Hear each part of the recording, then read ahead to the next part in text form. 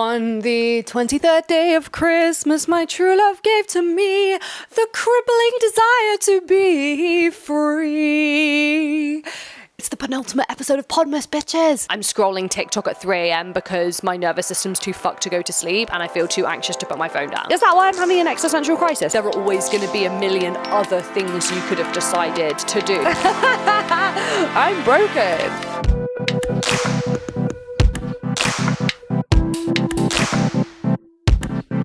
So this time, 3 years ago, or maybe 4, no, 3, 4, this time in 2019, the kind of end of 2019, was when I decided to join an MLM, okay? At the time, I didn't know what an MLM was, or like kind of the controversy that comes with MLMs. I didn't know anything about them. I'd never heard of an MLM. Maybe I've been living under a bridge, but I decided to join an MLM. And the main reason I decided to join an MLM, if you watch yesterday's episode, I kind of talked about this, but I didn't really go deep into this, but I felt very trapped. I felt trapped in my life. I didn't know what to do. The biggest thing I wanted in my life was to feel free. I wanted to feel like an exhale.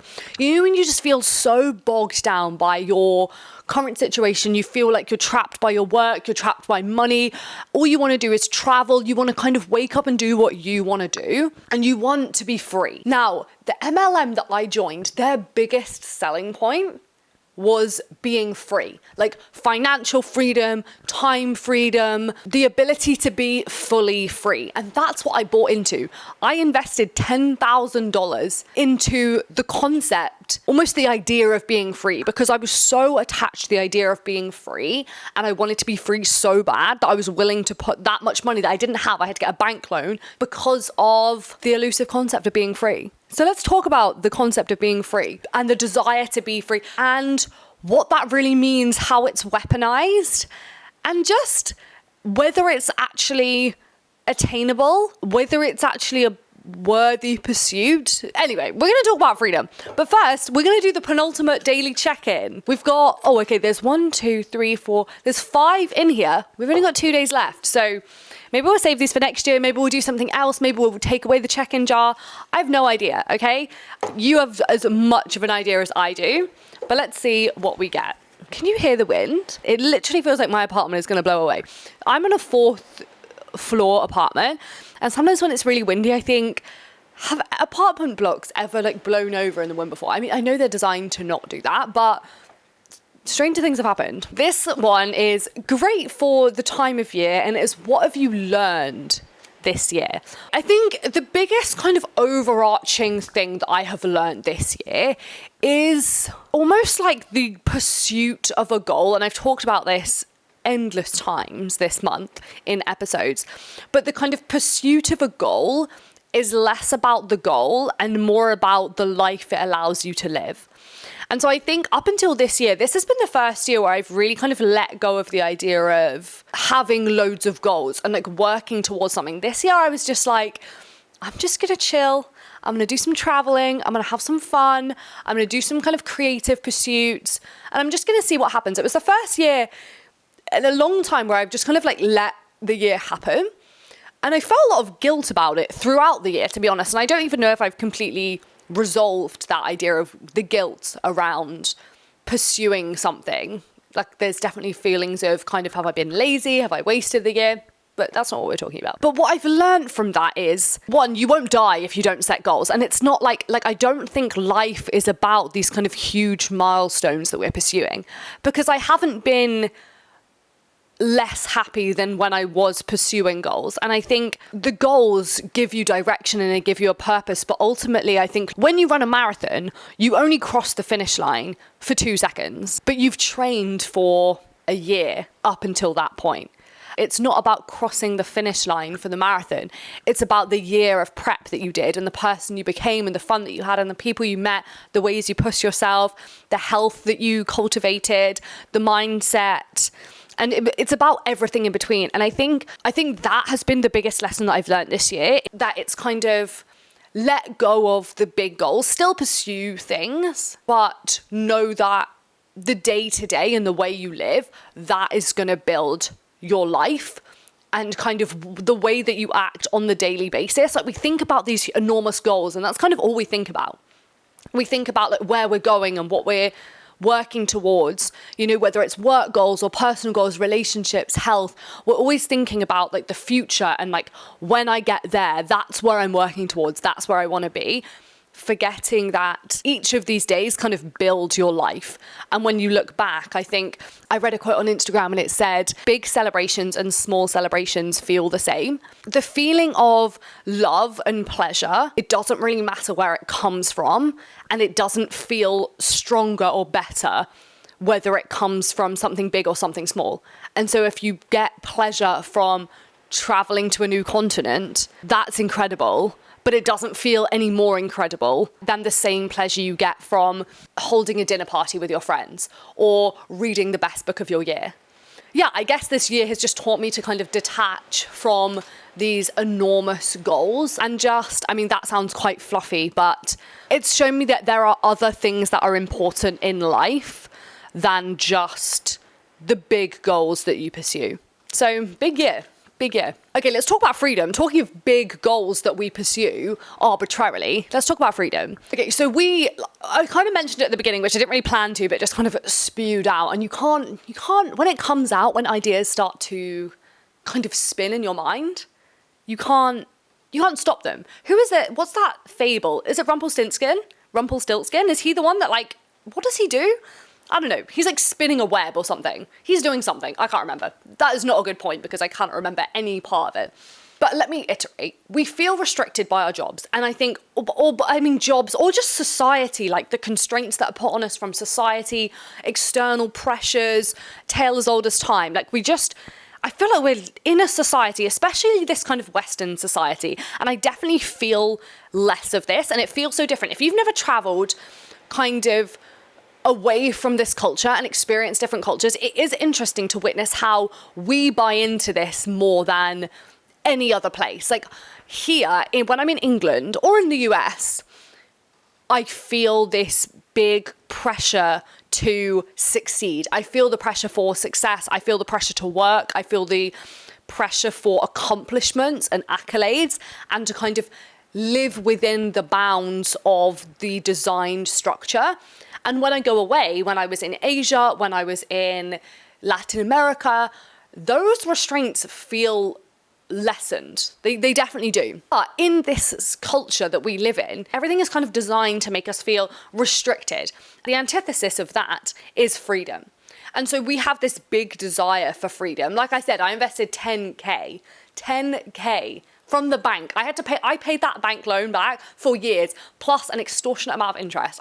I can't even talk about it with you. But the reason I did that is because I wanted the freedom. And let me give you a bit of an insight into the kind of marketing of freedom. Because right now is such a good time for companies to target in on people who feel like they want more freedom this year, next year. You know, you're like, new year, new me. Next year, I'm going to travel more. I'm going to do all of this stuff. I really want to be more financially free. So I want to make more money. I want to have multiple streams of income. I want to travel more. I want to have time freedom. So maybe I want to do freelancing. There's so many ways at this time of year. It's a very good time of year to kind of set new goals for ourselves. And so companies that capitalize on the idea of freedom are really targeting those people right now. So let me tell you, as someone who has worked in marketing and social media, what companies do when they're trying to figure out how to sell you something, the first thing they think about, and you might know this and you might not, is your pain points. And so they sit down and they think, okay, I have this product. What are the pain points for the people who desire this product? Let's talk about my experience in an MLM. They were like, okay, who are going to join?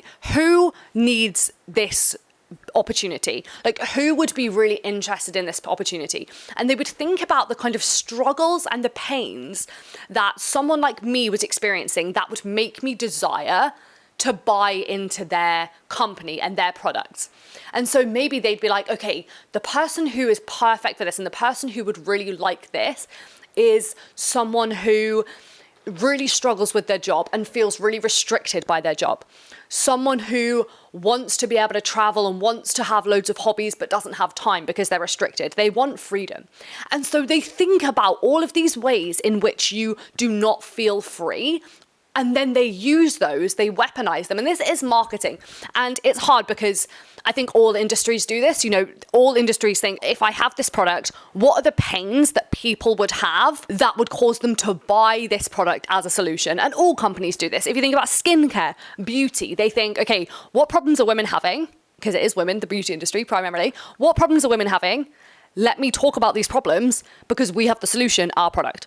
And this is what companies do. And back to freedom. And so then they sell freedom as the antidote. Freedom is the kind of antidote to everything we're feeling. We're feeling stuck. We're feeling bogged down. We feel like we can't do anything. We feel like we're not living our best lives. If we had freedom, we'd be able to do all of those things. The problem with freedom as a kind of goal is it is so intangible. If your skin is dry, you buy a moisturizer. If you want to lose weight, you buy a weight loss plan. Those things are very kind of tangible, achievable goals, whereas freedom is a feeling, and freedom is so subjective. And the thing is, like, the same water that boils a potato hardens an egg. And so freedom is so different depending on who you are, the way that you've grown up, the perspective you have on what freedom is. And I think that to achieve freedom, we first have to know what that means for us and why it's so important to us. And I think that requires going in rather than purchasing something. And so let's go on that. Let's move away from the kind of marketing side of it and being sold it. Let's talk about freedom as a concept, because if you do desire freedom, and I think we do all desire more freedom, you know, you want to have your time spent the way you want to spend it. You want to have enough money that you're not restricted on doing the things that you want to do. And so in that way you feel free and freer. So I think we have to know like what freedom means for us and what we actually want kind of below or deeper than the kind of label of freedom. Because I thought a few years ago, I thought I wanted to be completely free, completely liberated, free from people, free from problems, free from money problems, free from time restrictions, free from everything, like complete liberation. I do wonder if this kind of desire from complete liberation, I think freedom is almost like, I think I used it as almost like a defense mechanism. I think I used freedom as almost kind of a mask for commitment issues and my desire to not be vulnerable and commit fully to anything. Like I didn't want to commit to a job. I didn't want to commit to people or like long-term friendships. I couldn't commit to staying in one place. I couldn't commit to anything. And that almost felt like this kind of reach for hyper-individualism, maybe just a way to kind of keep things at arm's length. But then I'm wondering, like, did I actually want this? You know, like I thought I wanted no ties. And so I traveled the world. I didn't stay anywhere too long. In the kind of pursuit of that freedom, I think I maybe lost out on a lot of things. You know, if you're so attached to the idea of kind of location freedom and not having to stay in one place, I think you kind of remove yourself, and I've definitely removed myself from the ability to build a proper community. And I think community is so important. And the weird thing is, like, this year I've technically been kind of free living. Like, I haven't really been working this year. I've traveled a lot. I've kind of been able to go wherever I wanted to go without thinking about it too much. This year I felt very, on paper, free, but then it's kind of felt strange because I've almost had like no purpose. I've had nothing to kind of work towards. I thought that if I didn't have to worry about a job or I didn't have to worry about being in a certain place, I would feel liberated. But I think it actually has made me kind of feel quite uncertain and quite lost. I wonder if we need these constraints in a certain way. Maybe it's just like new levels, new devils, you know, and maybe the human condition is we're just never satisfied with whatever condition we're in. So I think it's more like I used to think I wanted liberation in every aspect, but now I think it's just about defining what freedom actually means for me and for you, and kind of being able to define that in a what is enough way as well. You know, so if you want to be financially free, what does that look like? How much money would you actually have to make for you to be financially free? And then the same for like time freedom. If you want to be kind of not restricted by your job in a kind of 9 till 5 sense, like you don't want to have to wake up and go to a job Monday to Friday every single day, what would it look like? What would enough time freedom look like to you? Would it be having a 3-day weekend? Would it be working for a week and then having a week off? Would it be working 3 days a week and having 4 days off? Like figuring out what freedom means to you and what enough would mean for you to feel free. Because otherwise you're just kind of chasing this unattainable concept of freedom.